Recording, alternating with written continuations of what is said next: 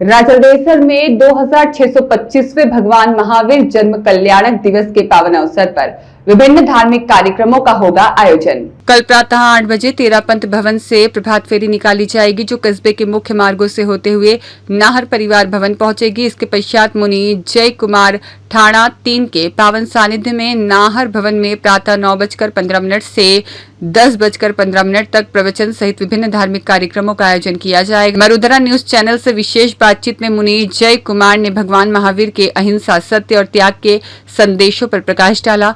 साथ ही आचार्य महाप्रज्ञ द्वारा स्थापित अणुव्रत आंदोलन की महत्ता को भी विस्तार से समझाया। इससे पूर्व आज प्रातः 7 बजे मुनि जय कुमार ठाणा 3 ने दसूसर से राजलदेसर की ओर विहार किया।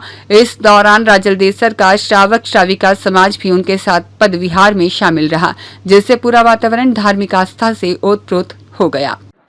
गुरुदेव, सबसे पहले तो मैं राजलदेसर की पावन धरा पर आप पधारे हो, आपका बहुत बहुत हार्दिक अभिनंदन करता हूँ। आपके चरणों में कोटि कोटि प्रणाम करता हूँ मरुधरा न्यूज चैनल की ओर से। गुरुदेव, कल भगवान महावीर जयंती ही पूरे विश्व भर के अंदर धूमधाम से मनाई जाएगी। इसके भगवान महावीर जी के बारे में कुछ हमारे दर्शकों को अवगत करवाइए। जैन धर्म में तीर्थंकर परंपरा है और इस तीर्थंकर परंपरा के अंतर्गत 24वें तीर्थंकर भगवान महावीर हुए हैं। भगवान महावीर ने अहिंसा धर्म का प्रतिपादन किया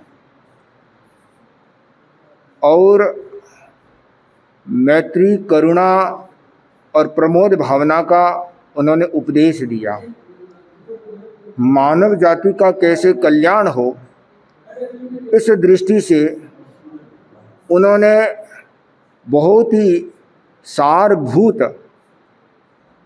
मार्गदर्शन दिया कि व्यक्ति शरीर के साथ साथ में आत्मा के बारे में भी चिंतन करे। शरीर और आत्मा, पदार्थ और चेतना, जब तक पदार्थ और चेतना के भेद का ज्ञान नहीं होगा, अभ्यास नहीं होगा, तब तक व्यक्ति परमार्थ के बारे में चिंतन नहीं कर सकता।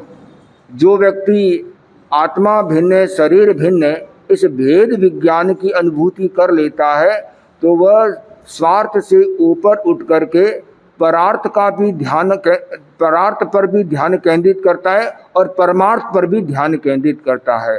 तो महावीर ने अहिंसा, सत्य, अस्तेय, अपरिग्रह, ब्रह्मचर्य आदि बहुत सारे सिद्धांतों को प्रतिपादन किया और मानव जाति के कल्याण के लिए उन्होंने अपने तप और साधना के द्वारा बहुत लोगों का उद्धार भी किया है। तो महावीर जयंती हमारे सामने है और महावीर के साधना के रहस्यों को समझें हम और उस आधार पर हम अपने जीवन को, जो नैतिकता, नशा मुक्ति, प्रामाणिकता, सद्भावना, भाईचारा, इन सिद्धांतों को यदि धारण कर लें तो हमारा आध्यात्मिक कल्याण भी होगा और सामाजिक और पारिवारिक कल्याण भी होगा। गुरुदेव, आचार्य श्री तुलसीदास द्वारा अणुव्रत हुए एक आंदोलन बहुत बड़ा पूरे विश्व भर के अंदर चलाया गया था। आजकल मैं देख रहा हूँ विशेषकर युवाओं के अंदर जो नशे की लत है, इसके बारे में युवाओं को क्या संदेश देना चाहते हो आप?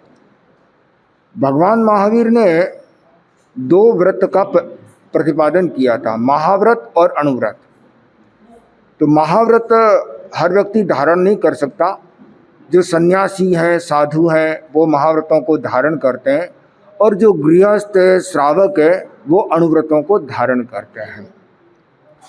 आचार्य तुलसी ने अणुव्रत धर्म का प्रवर्तन किया, अणुव्रत आंदोलन का परिवर्तन किया कि छोटे छोटे नियमों के द्वारा आदमी अपने आप पर नियंत्रण कैसे करे। अणुव्रत का एक घोष है, निज पर शासन फिर अनुशासन।